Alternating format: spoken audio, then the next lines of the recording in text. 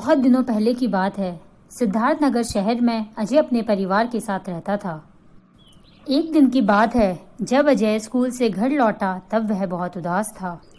माँ ने पूछा, आज बेटा क्या बात है? परीक्षा में प्रश्न पत्र ठीक नहीं था क्या? अजय ने बोला, मैं स्कूल देर से पहुंचा, मेरी बस छूट गई थी। आओ बेटा, बैठ जाओ और परेशान मत हो और आराम से बताओ क्या हो गया। अजय और माँ बैठकर बात ही कर रहे होते हैं कि तब तक पिताजी भी कमरे में आ जाते हैं। जब पिताजी कमरे में आते हैं तब वह देखते हैं कि अजय और उसकी माँ आपस में बैठकर बातें कर रहे हैं और वह देखते हैं कि अजय कुछ उदास है। तब वह अजय से पूछते हैं, क्या हुआ बेटा, कोई बात हो गई क्या? जैसे ही पिताजी अजय से पूछते हैं, अजय कुछ सोचने लगता है। फिर उसे अचानक से कल रात की बात याद आने लगती है, जब अजय और पिताजी साथ बैठकर वीडियो गेम खेल रहे होते हैं और समय अधिक हो जाने पर अजय के पिता कहते हैं कि हम दोनों को सो जाना चाहिए। कल मेरे ऑफिस में भी एक बहुत ज़रूरी मीटिंग है जिसके लिए मुझे सुबह ऑफिस जल्दी जाना है और तुम्हें भी स्कूल के लिए जल्दी तैयार होना होगा, तो तुम भी अब सो जाओ। Good night.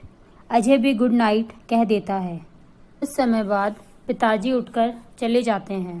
अजय गेम खेलते खेलते थक जाता है और उसे बैठे बैठे ही नींद की झपकियां आने लगती हैं। पिताजी के वहां से चले जाने के बाद भी अजय गेम खेलता रहता है और उसको समय का अंदाज़ा ना होने के कारण समय बहुत अधिक हो जाता है।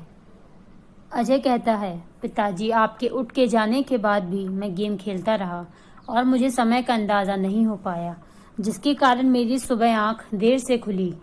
अजय कहता है पिताजी से कि सुबह मेरी आँख देर से खुलने के कारण मेरे हर काम में देरी होती रही, जिस कारण मैं बस स्टॉप भी देर से पहुंचा। अजय कुछ देर इंतज़ार करने के बाद साथ बैठी एक लड़की से पूछता है कि क्या बस निकल गई है या अभी आएगी।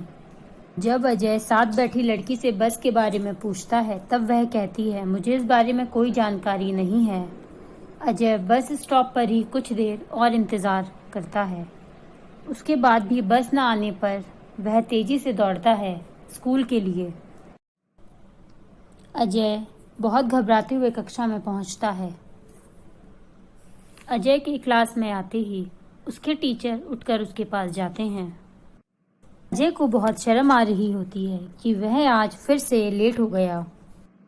अजय के सर अपनी घड़ी की ओर इशारा करते हुए अजय से कहते हैं, तुम्हें समय की कोई कीमत है या नहीं? अजय के टीचर दीवार पर लगी घड़ी की ओर इशारा करते हुए कहते हैं, समय बहुत कम बचा है, और वह उसे प्रश्न पत्र दे देते हैं। समय कम होने के कारण वह कुछ समय पश्चात ही उससे वह वापस ले लेते हैं और अजय बहुत दुखी होता है। प्रश्न पत्र जमा करने के बाद भी अजय बहुत उदास होता है। थोड़ी देर बाद अजय का दोस्त उसके पास आता है और उससे कहता है, क्या हुआ दोस्त, आज तुम्हें इतनी देर कैसे हो गई और तुम इतने उदास क्यों हो? बहुत दुखी मन से अपने दोस्त से कहता है, आज मेरी बस छूट गई थी, जिसके कारण मुझे यहाँ तक पैदल आना पड़ा और इसीलिए मुझे क्लास में आने में देरी हो गई।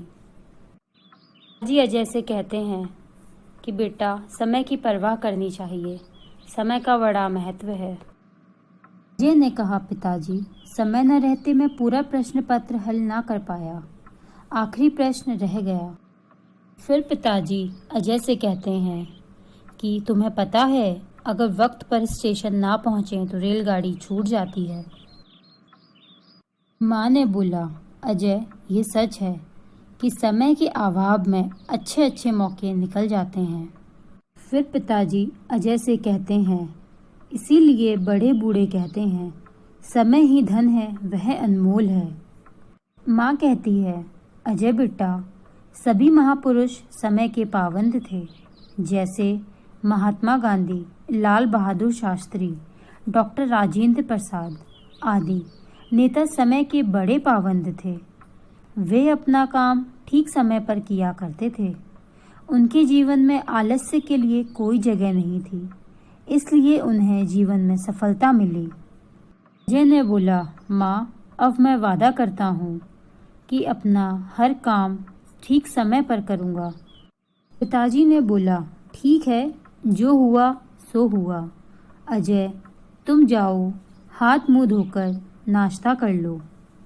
अर्थात हमें इस कहानी से यही शिक्षा मिलती है कि समय ही धन है, इसे बर्बाद ना करें, अन्यथा ये आपको बर्बाद कर देगा। दोस्तों, अगर आपको हमारी ये वीडियो पसंद आई हो तो इसे लाइक, शेयर एंड कमेंट करें और फ्यूचर में ऐसी मज़ेदार वीडियोज़ के लिए हमारे चैनल को सब्सक्राइब करें और बेल आइकन को प्रेस करना ना भूलें।